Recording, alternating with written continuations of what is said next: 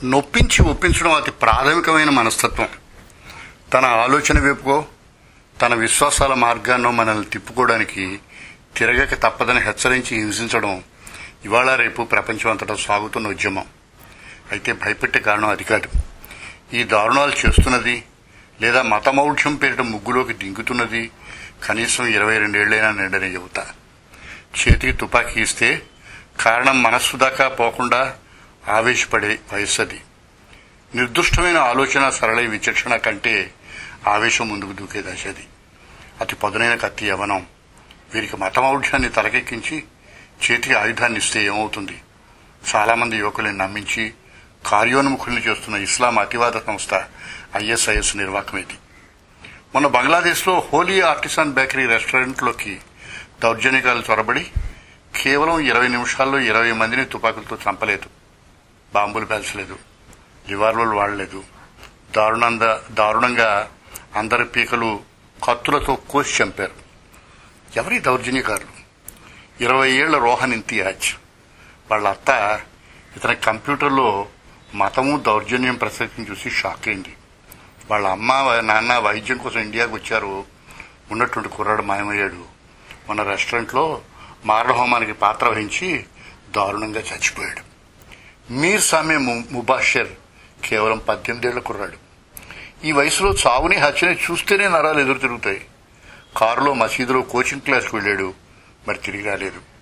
సరదాగా ఇంట్లో కూర్చుని సితారు వాయించుకునే ఈ కుర్రాడిలో ఏదో మార్పు వచ్చిందని పెద్దలు గమనించారు. సంగీతం మంచిది కాదు అన్నట్ట. తండ్రి పెద్ద ఉద్యోగి, తల్లి కాలేజీ టీచరు. మాయమైన ఈ కుర్రాడు 20 మందిని ఊచకోత కూసి దారుణంగా చంపబడిన వారిలో ఒకడు. ఖైరుల్ ఇస్లాం పేయల్కి 20 ఏళ్లు. రోజు కూలీ కొడుకు. నిబ్రస్ ఇస్లాంకి 22 ఏళ్లు. మలేషియాలో చదువుకున్నాడు. చాలా నెమ్మదైన కుర్రాడు.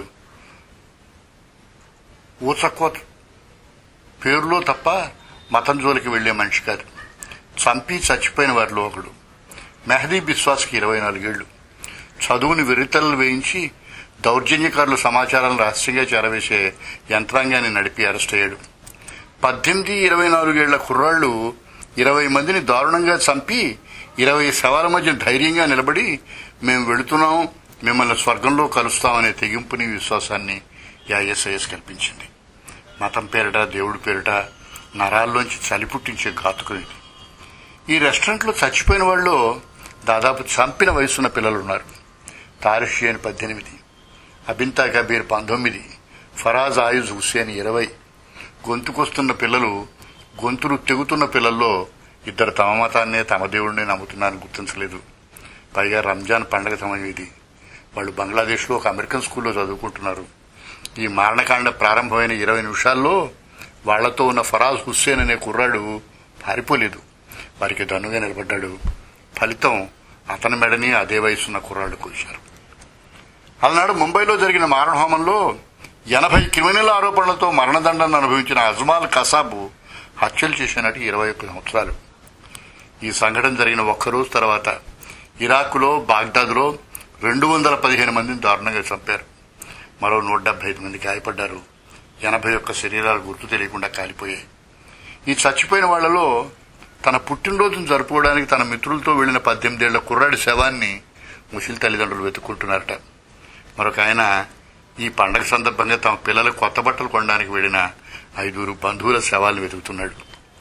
ఇలాంటి దౌర్జన్యాన్ని మన దేశంలోనూ సృష్టించడానికి సిద్ధంగా ఉన్నారని తెలిసిన నేపథ్యంలో అరెస్టైన 5 ముస్లిం యువకులు, గమనించాలి ముసలివారు కాదు, మొన్ననే అరెస్ట్ అయ్యారు.